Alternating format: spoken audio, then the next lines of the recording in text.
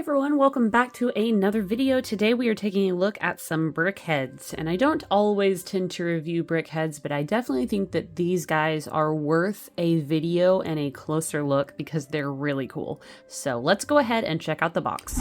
This is set 40796, and it is called Revenge of the Sith Heroes and Villains with 656 pieces and is ages 10+. We have 5 characters: Padme, Anakin, General Grievous, Emperor Palpatine, and Mace Windu. Alright, and here we are. I think this is personally a great pack.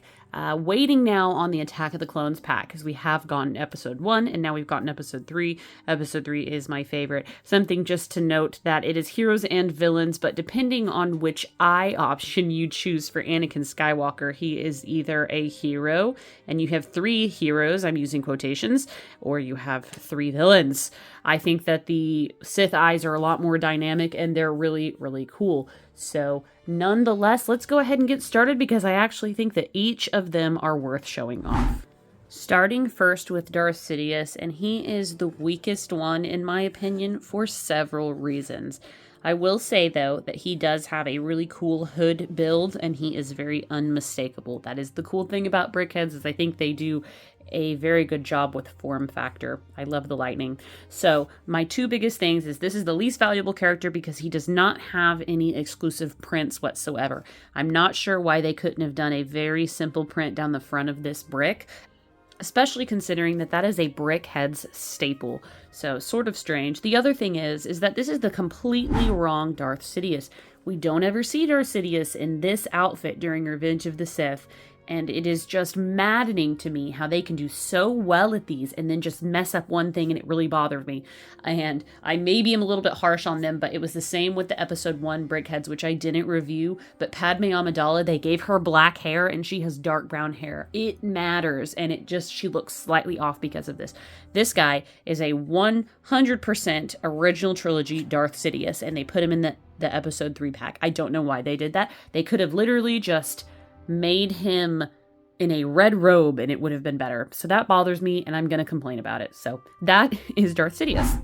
And then we have General Grievous, and he is probably the very coolest Brickheadz I have ever seen in my life. They did such a good job. I do not know who designs these and if the same designer designs the whole set, but they did really good. The clawed feet are great. There is some translucent green in here to show his, bodily organs.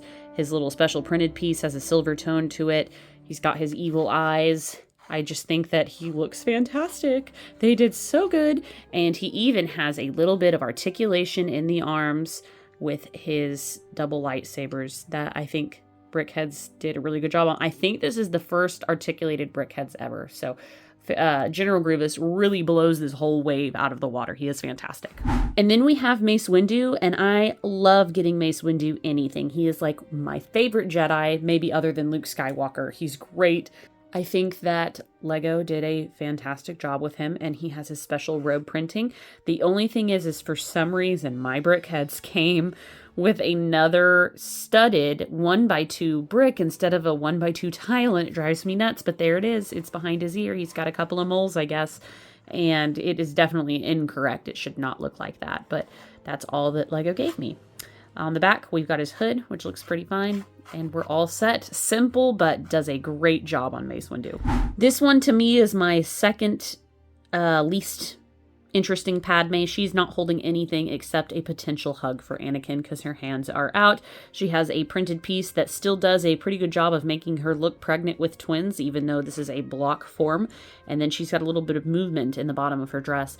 I think that she does good. The unfortunate thing with certain Brickheadz is their hairline is receding on certain models. Certainly not Anakin, but yeah, Padme definitely looks like she's suffering. Her ponytail looks really nice, and she has some movement again in the back. Overall, though, I think that they did a pretty good job. You could definitely tell who it is.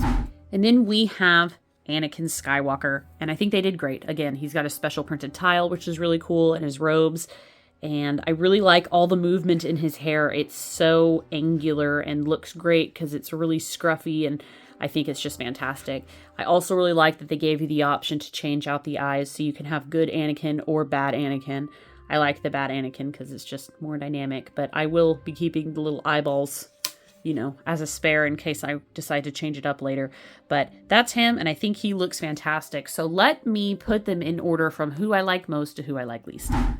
All right, and there is my Brickheadz order. The only reason Mace Windu is not in front of Anakin is because Anakin is a little bit cooler in terms of his hairstyle, and Mace Windu is a little bit simpler, but that's just how his character is since he's bald. But there we are. General Grievous is fantastic in this line. This Darth Cidius can take a hike because he really is not correct whatsoever. But anyways, guys, I hope you enjoyed my quick little Brickheadz review. Let me know what you think in the comments below, and until next time, I will catch you on the next one. Bye, guys.